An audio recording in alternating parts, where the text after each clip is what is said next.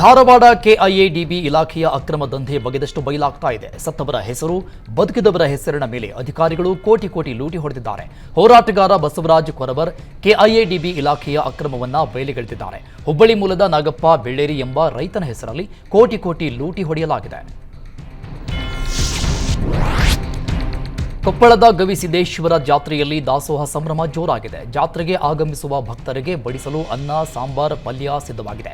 ಸುಮಾರು 1200 ಕ್ವಿಂಟಾಲ್ ಅಕ್ಕಿಯಿಂದ ಭಕ್ತರು ಅನ್ನ ಮಾಡಿದ್ದಾರೆ. ಕೊಪ್ಪಳ, ಗದಗ ಸೇರಿದಂತೆ ವಿವಿಧೆಡೆಯಿಂದ ಸ್ವಯಂ ಸೇವಕರು ಪ್ರಸಾದ ತಯಾರಿಸಿದ್ದಾರೆ.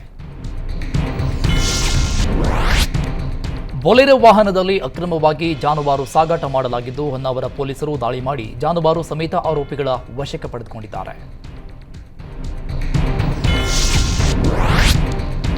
ರಾಜಧಾನಿ ಬೆಂಗಳೂರಲ್ಲಿ ಫಲಪುಷ್ಪ ಪ್ರದರ್ಶನಕ್ಕೆ ಭರ್ಜರಿ ರೆಸ್ಪಾನ್ಸ್ ಸಿಗ್ತಾ ಇದೆ. ಲಾಲ್ಬಾಗ್ನಲ್ಲಿ 215ನೇ ಫಲಪುಷ್ಪ ಪ್ರದರ್ಶನ ನಡೀತಾ ಇದ್ದು, ಸಾಲು ಸಾಲು ರಜೆಗಳ ಹಿನ್ನೆಲೆಯಲ್ಲಿ ಲಾಲ್ಬಾಗ್ನತ್ತ ಜನಸಾಗರವೇ ಹರಿದು ಬರ್ತಾ ಇದೆ. ನಿನ್ನೆ ಒಂದೇ ದಿನ ಲಾಲ್ಬಾಗ್ನತ್ತ ಸುಮಾರು 96,000ಕ್ಕೂ ಹೆಚ್ಚು ಪುಷ್ಪ ಪ್ರಿಯರು ಭೇಟಿ ಕೊಟ್ಟಿದ್ದಾರೆ.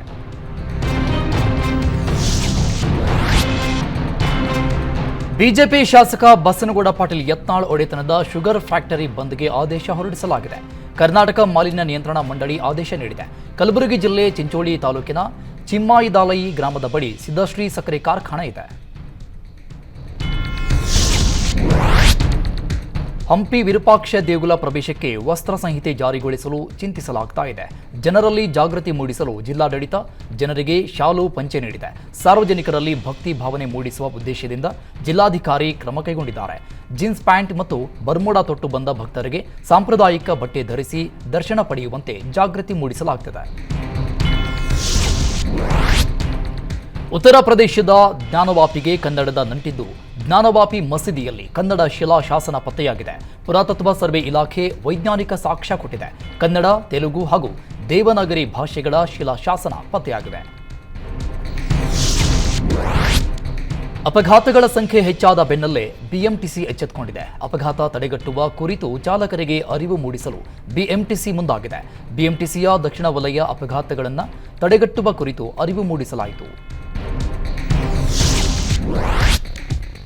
ಅಯೋಧ್ಯೆ ರಾಮ ಮಂದಿರ ಬಗ್ಗೆ ವಿವಾದಾತ್ಮಕ ವಿಡಿಯೋ ಪೋಸ್ಟ್ ಹಾಕಿದ್ದ ಆರೋಪಿಯನ್ನ ಪೊಲೀಸರು ಬಂಧಿಸಿದ್ದಾರೆ. ಉತ್ತರ ಕನ್ನಡ ಜಿಲ್ಲೆಯ ಶಿರಸಿ ನಗರ ಠಾಣಾ ಪೊಲೀಸರು ಮುಸ್ಲಿಂ ಯುವಕನನ್ನ ಬಂಧಿಸಿದ್ದಾರೆ.